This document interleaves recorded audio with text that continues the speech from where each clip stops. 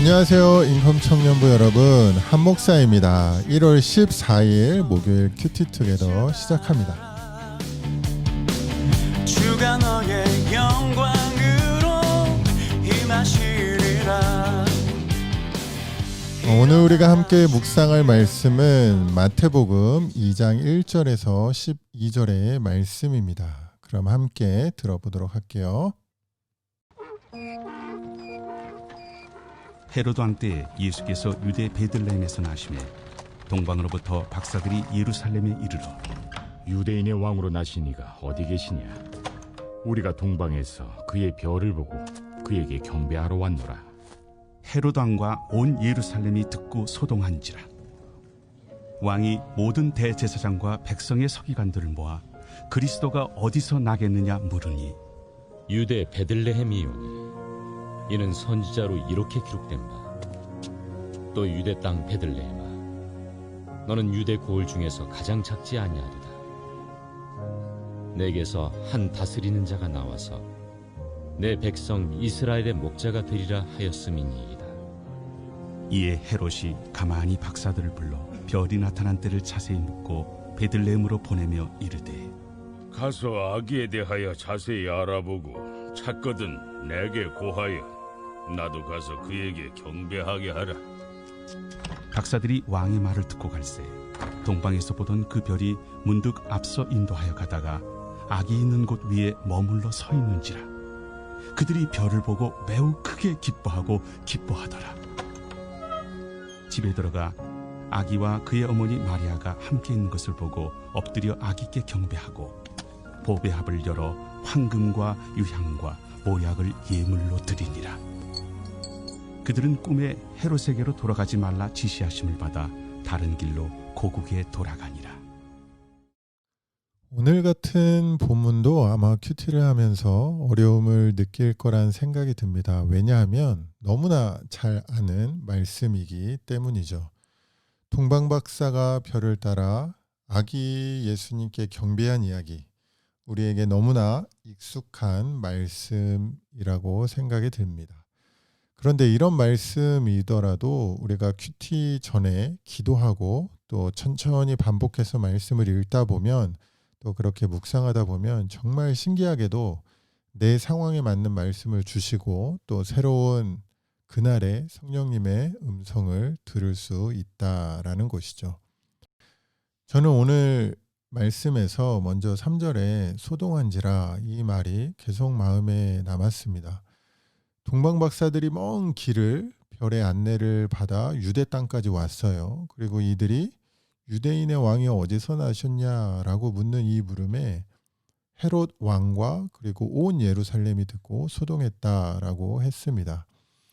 여기서 소동했다라는 이 표현을 영어 성경으로 보면요, disturbed and then troubled 이런 식으로 번역이 되어 있는 것을 볼 수 있어요. 여기서 말하는 이 소동은 어떤 긍정적인 의미의 소동이 아니라 부정적인 의미의 소동이었던 거예요. 두렵고 불안한 마음에서 오는 혼란을 표현하는 그런 의미의 소동이었던 것입니다. 그런데 생각해 보세요. 4절에서 이런 동방박사들의 방문에 놀라 이 헤롯 왕이 대제사장과 서기관들을 모아서 묻거든요.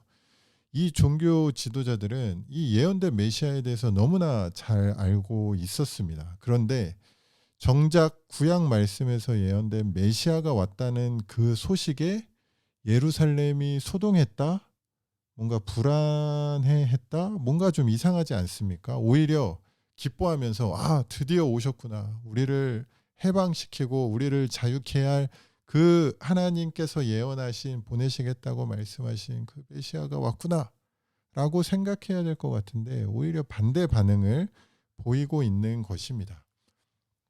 물론 오늘 본문에 나타나고 있지는 않지만 이 당시 종교 지도자들은 당시에 자신들이 누리던 그런 부패한 권력과 어떤 이익을 잃을까 봐 거기서 오는 불안함이 있었던 것이고 이 헤롯 왕 역시 자신이 어떤 정통 다윗의 후손으로서 왕위에 이렇게 합법적으로 적법하게 오른 것이 아니었기 때문에 자신의 권력과 왕자를 이 새로 태어난 이 메시아로부터 잃을까 우려하는 것에서 오는 불안함이 있었던 것 같습니다. 이 말씀을 묵상하면서 그럼 나는 이라는 생각을 한번 해보았어요. 만약에 나는 지금 이 순간 주님이 오셨다라는 소식을 들으면 어떤 반응을 보일까? 불안할까? 걱정이 될까? 기쁠까? 평안할까? 내가 지금 누리고 있는 것들을 이제 다 포기하고 내려놓아야 된다는 점에서 우울할까? 여러분은 어떠실 것 같습니까? 보통 우리가 예수님의 다시 오심을 기다리는 찬양도 많이 하고 또 말씀도 자주 듣고 하지만 정작 우리의 일상 속에서 우리가 얼마나 주님을 기대하며 기다리고 있는가, 또 그 주님의 다시 오심을 준비하는 삶을 살고 있는가 라는 생각을 한번 해보았습니다. 바라기는 우리 모두가 예수님의 다시 오심에 대한 소식을 듣고 기뻐하며 즐거워할 수 있는 그런 준비된 삶을 살아갔으면 합니다. 그렇게 동방박사들이 계속되는 별의 인도를 따라서 드디어 이제 베들레헴 아기 예수님께서 탄생하신 곳에 도착을 합니다. 저는 여기서 한번 더 이렇게 좀 깊이 묵상을 해보게 되었는데 10절에서 이들이 엄청 기뻐해요. 동방박사들이. 그리고 11절에서 집에 들어가서 아기 예수님께 합당한 경배를 드립니다. 이 포인트에서 저는 그런 생각이 들었거든요. 이들이 멈춰선 곳이 저기 시골 작은 동네란 말이에요. 그리고 그 중에서도 마구간이었어요. 그리고 거기에 태어난 아기가 있는데 지금 그 아기가 우리가 수개월에 걸쳐서 오랜 시간에 걸쳐서 찾아온 유대인의 왕이라는 거예요.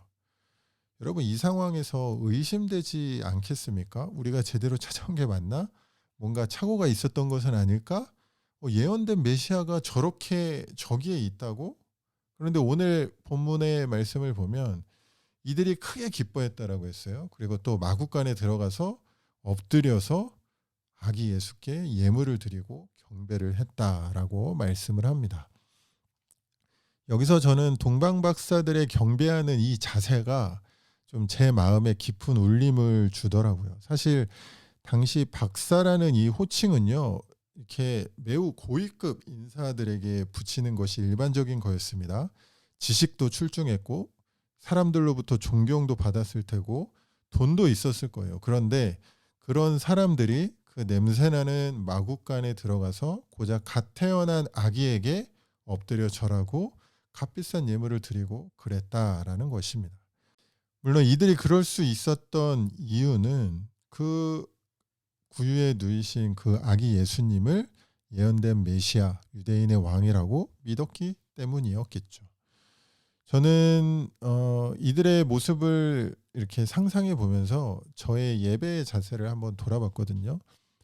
솔직히 저는 목회자이기 때문에 예배 드릴 때 또는 예배 가운데 스스로 합리화하는 함정에 정말 많이 빠집니다. 주님 아시죠? 이러면서 마치 나는 특별한 케이스처럼 여기고 예배 가운데 뭔가 청년들에게는 그러면 안 돼! 라고 말을 하면서도 저 스스로는 합리화하고 이유를 대는 그런 모순된 모습이 제 안에도 있거든요.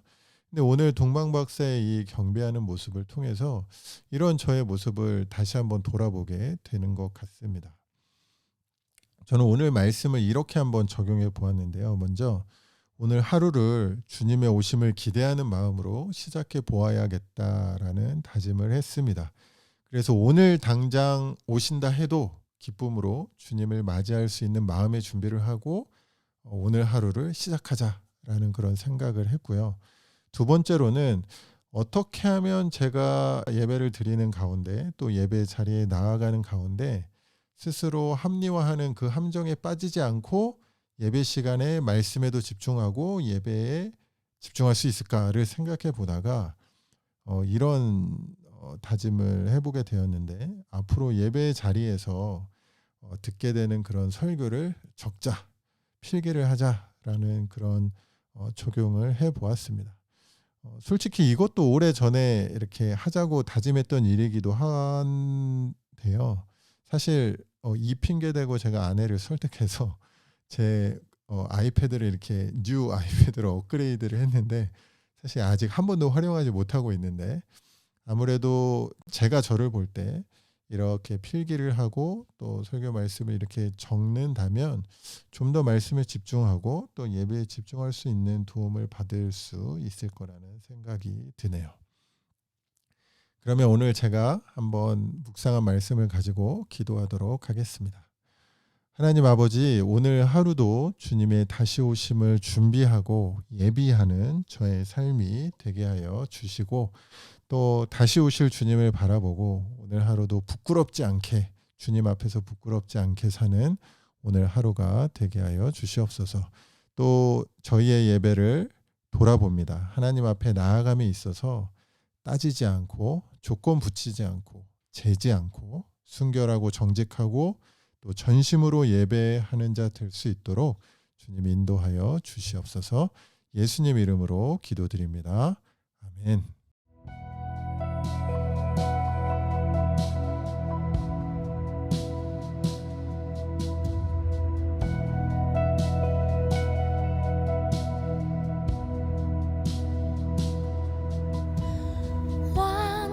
완전하신 나의 주 의의 길로 날 인도하소서.